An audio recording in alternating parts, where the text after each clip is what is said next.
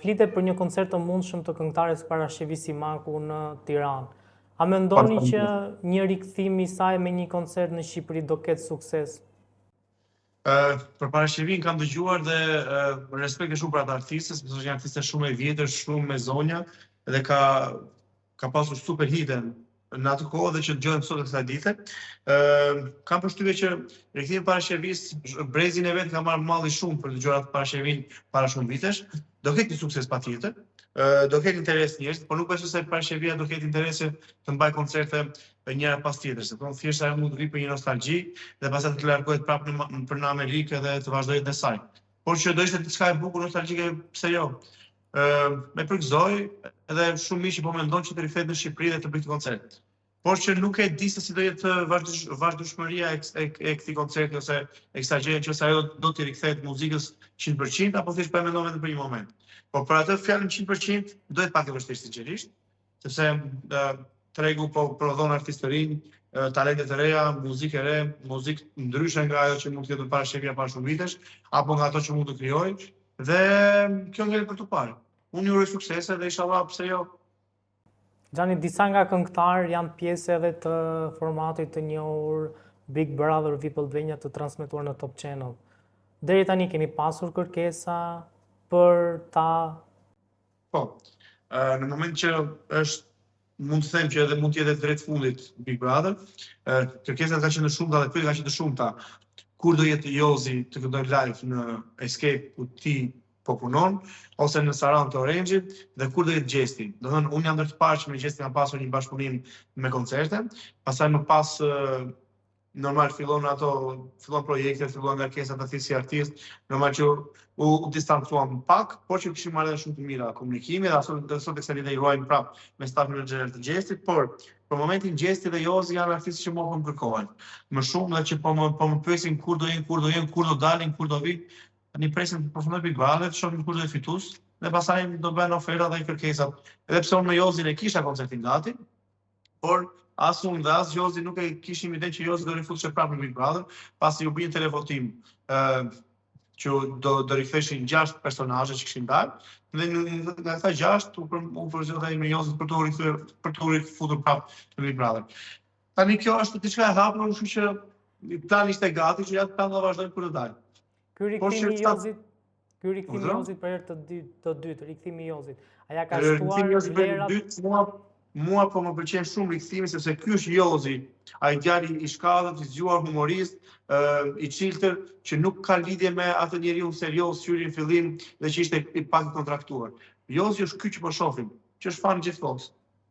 Kam përshtypjen që rikthimi i dytë nuk besoj se do të ndryshojë shifrat me mua me Jozit, sepse ne kemi dakord për të sa detaje sa gjëra dhe do të qëndrojmë asaj gjëje. Pastaj, nëse Jozi do të rrisë çmimet e gjërat, do shikojmë, do bëjmë një deal, do bëjmë një pagues. Siç e dini dhe siç besoj se e ndiqni edhe Bigun ndër vite, ishte Donaldi ai që ishte i pari që u bë pjesë e Big Brother VIP dhe pastaj më pas Romeo. Kush ka qenë më i kërkuari pas daljes, Donaldi apo Romeo? Më pas daljes ka qenë Donaldi. Donaldi ka pasur një boom të tmerrshëm, të frikshëm dhe ka qenë një zhurmë shumë e madhe dhe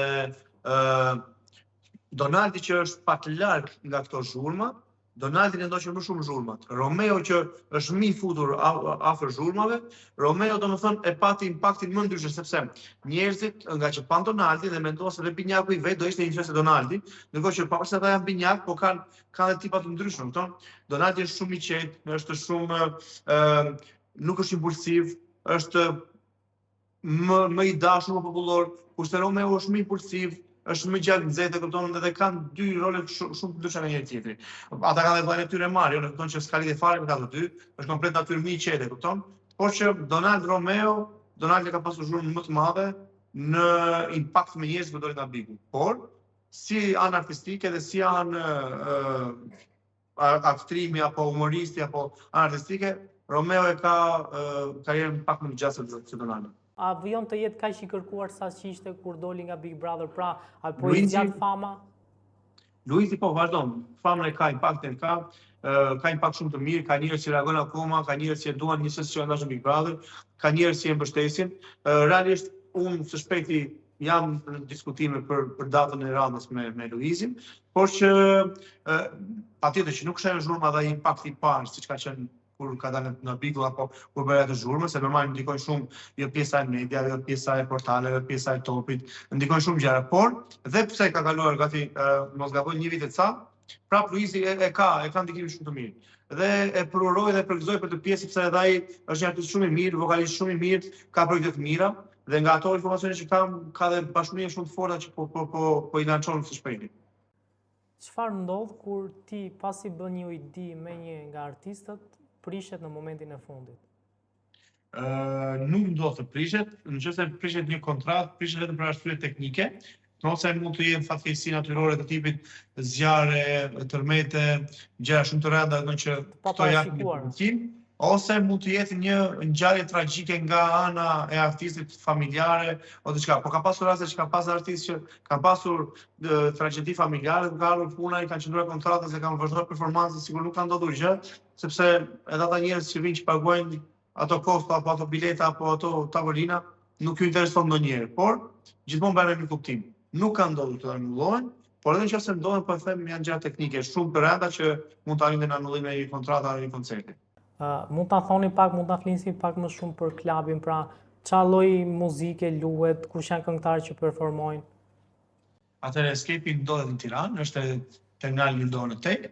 Është një klub më të reja, më shumë të madhe, me ndikim më të madh, ka muzikë R&B, hip hop, ka komplet edhe After House, ka pjesë në artistëve të ftuar special guest nga artistë më të mirë që ka Shqipëria, si Noisy, Ilvana, Dafina, Tajna, Helbenia, Ledri, Kapital, Marin, e të tjetër sepse janë shumë artistë e parë të përmend, domethënë i bishë do të zgjatet një orë me listën. Përveç artistëve performues, kemi edhe artistët që janë me programin live, që ne kemi futur si një zhurmë shumë të bukur dhe në komunikim shumë të mirë, që janë Aurela Gaçe, që është Atela Toska, që është Remzine Xhata, Uta Selimi, Eli Malaj, janë shumë artistë mos harron ndonjë dhe Inger Qefi, por që janë gjithmonë të pranishëm dhe me super performanca, po pa humbur dhe pa përmendur që kemi dhe grupin Magic 4, që janë të pranishëm në çdo fundjavë në Escape dhe sa i jemi hapur, gjithmonë Magic është prezent në Escape Film Club. Kështu që me këtë video mesazh do të ftoj gjithë ata njerëz që nuk kanë qenë akoma në Escape, të vinë pasi ka një tjetër lutim, tjetër show, tjetër organizim dhe nuk ka lidhje me klubet që kemi parë në sot. Ka tjetër energji dhe tjetër vibe. Xhani, ju jeni pjesë e rëndësishme, një ndër pjesët më të rëndësishme të tregut muzikor. A ka ndonjë artist që i mungon tregut shqiptar muzikor për momentin që ti doje ta riktheje? Shikoj, mund të ketë artistë që i mungojnë tregut shqiptar patjetër. Mund ta përmend për shembull që është Flori Majesi, për shembull është një pauzë shumë të gjatë. Unë si Xhani doja shumë ose që nesër të ishte nevoja që Flori ta kisha në koncert, edhe kam dhënë biles, po mendoj një ditë që ka qenë derën e fundit Flori, nuk jam dhëur, më nuk kam pirë alkool, sepse ka super hite, ka super projekte, ka super ka një lloj energjie, ka një lloj vibe që ai njëri të bën të deshë, kupton? Kështu që thirrje është që Flori riktheu të pim prap tequila se na ka marrë mami. Por që kam përshtypjen që edhe Flori ka ato pauzën e vet, ka ato planet e veta, projektet e veta dhe ai e di mirë kur është okay që ai të dalë dhe rikthehet. Unë shpresoj dhe besoj që ai do rikthehet dhe duhet të rikthehet. Pastaj gjërat e tjera janë ti vetëm në dorë se sa si shikon ai të favorshme këto dhe kush momenti. Por që edhe artistë tjerë mund të ketë, që mbase nuk më vjen në memorie për momentin, edhe me vetëm Flori, por që ne kemi artistë shumë të mirë. Artistë shumë të mirë, performues shumë të mirë dhe artistë që ka bërë bujë në tregun evropian dhe pse edhe botëror. Ku ty së fundmi kënga e Tajnës, si ai domethënë bëri bujë botërore edhe ulën nga DJ-t me fan botërore. Ty të ka bërë bujë, të ka performuar Noisy në skenat europiane me artistë me fan botërore. Ty të ka performuar artistë të tjerë, bashkëpunime të Dafinës me artistë botëror, dhurata gjithashtu me artistë botëror. Ne kemi një lloj trendi dhe kemi një lloj muzike që edhe bota po na i dëgjon ose po na i pëlqen. Në aq vite eksperjenca ke ti dhe punë me artistët, kush ka qenë shuma më e madhe që një klub mund të ketë ofruar për një artist për të performuar ndër vite? Këtu nuk e di sepse këtu nuk me këtë pjesë nuk merret ekonomisti. Unë thjesht bëj dealin e pastaj janë ekonomistët që merren me njëri tjetrin. Merret menaxheri me ekonomisti, unë thjesht mbyll datën dhe pastaj flasin për kontrata dhe për bashkëpunime menaxherët me artistët. Më le ta bëj kështu pyetje ndryshe. A ka shifra të frikshme në tregun shqiptar që Janë ato shifra që përballohen dhe që tregu jon i përballon nga shkaku edhe i konsumimit që ka klienti. Sepse ne kemi klientë që konsumojnë dhe patjetër që ato përballohen.